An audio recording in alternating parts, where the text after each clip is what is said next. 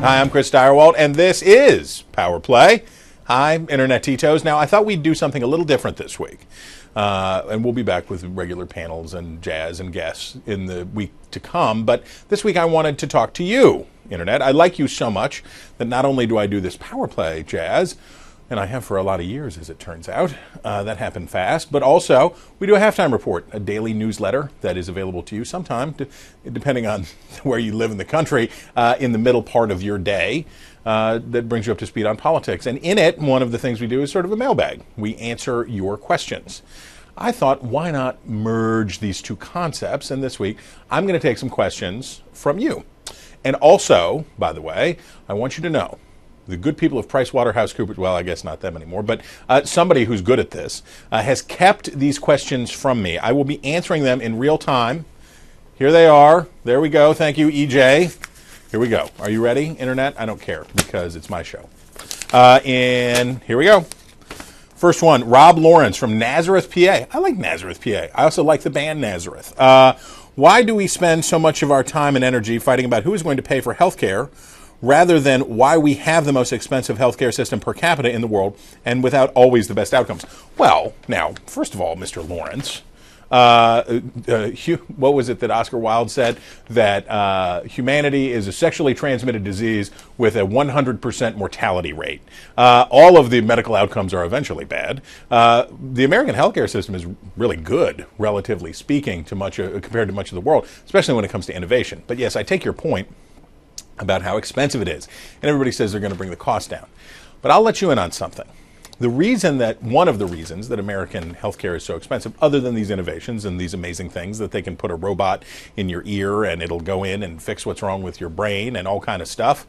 But during World War II, the federal government banned raises because with such a small civilian workforce, it was impossible to keep people in jobs. There was headhunting going on all the time, especially on the middle executive level. And so the federal government said, stop. You're not allowed to give people raises anymore because it was creating this weird inflation. But people figured out a way to do it. And what they did was they gave Major Medical, Blue Cross and Blue Shield, which had previously been something just for the very creme de la creme. This was just for the top drawer. But it was a way to give people a raise without giving them a raise. And guess what? We don't tax that money. Aha! So you probably, if you were like most Americans, get your health insurance through your employer. And that income's not taxed, even though it's obviously income. Then a weird thing happens. I'm sure you've heard the cruise ship buffet analogy, which is that when people go on a cruise ship, they don't eat off the buffet like they do if they were at a restaurant. They stuff themselves to the gillet with the lobster thermidor and everything else that they can think of because it's expensive. They're going to get their money's worth. People and doctors do that with healthcare. So the goal of a lot of healthcare reformers is how do you reconnect the payment with the service? And if you could do that, it would be probably revolutionary in the sense that people would get the care that they need or more like the care that they need without all of the waste. How do you do that? Well, you could tax those benefits, but you find me the politician in this town that is going to come out in favor of taxing health care benefits. He'll be on the next train back to Nazareth. I hope that answers your question, Mr. Lawrence. Anyway, I'd like to talk about food. P. Michael Anderson from Salt Lake City. Hi, P. Michael. Healthcare is not, and he underlined it, it is not a right. In the ACA, notwithstanding American Affordable Health Care Act, Republicans should not, capitalize, allow it to become one more government benefit. Well, that depends on who you ask. Now, our Constitution has positive rights and negative rights. So we have positive rights. You have the right to life, liberty, the pursuit of happiness.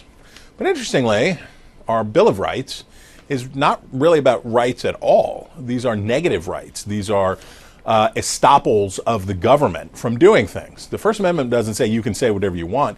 It says the government can't make a law abridging free speech.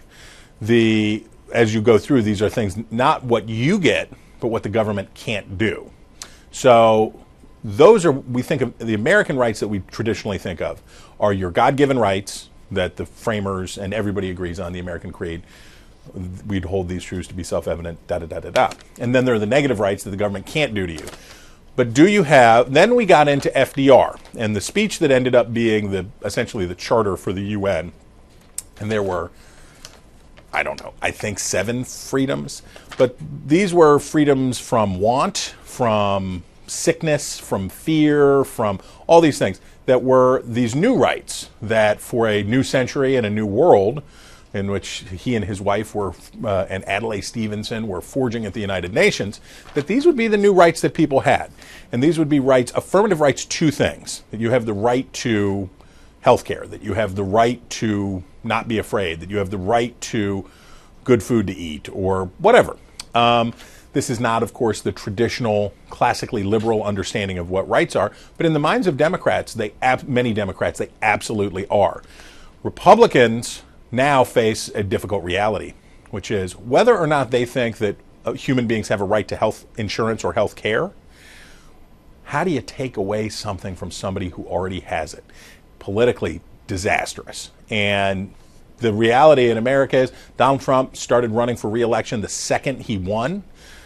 He is the permanent campaign in a way that we've never really even seen before. Members of Congress are terrified to do anything controversial. I think much as our answer to Rob Lawrence, Mr. Anderson, there is not the political will to address that. Frank Leister from Charleston, South Carolina. What a pretty place to be. Dear Chris, it's really not hard. Repeal Obamacare and replace it with a direct payment to every American, citizen regardless of income. Now, Mr. Leister, that eliminates political manipulation.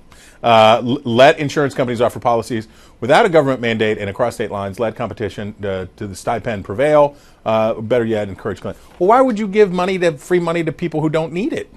I don't understand why you would give free money. Because it's fair, but it's expensive.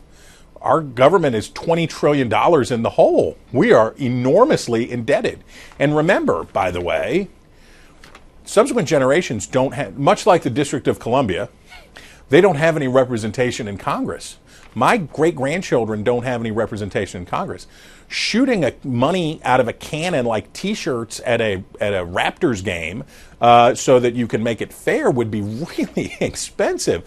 Healthcare is a debacle already. Can you imagine what that would be like? Look, I don't care what. I call the balls and the strikes. I don't care which party does what or whatever. But I got to tell you, sending out free money to every American, regardless of income, whatever the purpose of it was, I don't know. All right, but thank you for writing. Oh, well, okay, your part about encouraging clinics and hospitals to compete for the stipend. I think if you just limited it to, and this is really the McCain plan. The McCain plan was address the taxation on the health benefits and then essentially give tax credits, $5,000, I think was the discussion in 2008. Give people $5,000 that they go buy health care with. These are for indigent people or for people who can't afford it. These are a means-tested $5,000 tax, basically free money, just written through the tax code. Then those people go spend it, and that was the argument. And this goes back to our cruise ship buffet argument. If you don't care how much is spent on you if it's not your money, but if you control the flow of cash, you start to care a little bit. Denise Steika from Yorkville, Illinois. Just one thing to say. There is usually given space for an op-ed in a Reporter's news article. It is not. Like you said in early December, it's bad to be hated. It's awful to be wrong, but the worst is to be irrelevant. How many times does the mainstream media have to be knocked over the head with the proverbial anvil before we get it? Now, this one I already answered. I answered this one in Halftime Report, but obviously they must have liked my answer. So I will say this again. Do your job. Reporters, do your job. Quit complaining that Donald Trump hates you. He hates you. Stipulate that as a reality. Every politician hates the press that is out there and saying things that are unflattering about them. Boo, wah, ha. Who cares? You're not there. Reporters have gotten so used to kissing patootie for access, and the Obama administration was super successful with it. Say things we like, and then we will let you in. Now, the Trump administration is doing that with favored outlets, obviously, but these reporters from outlets that that don't get in line for the patootie kissing are now full of fulminations. I can't believe that we weren't invited. They hate you.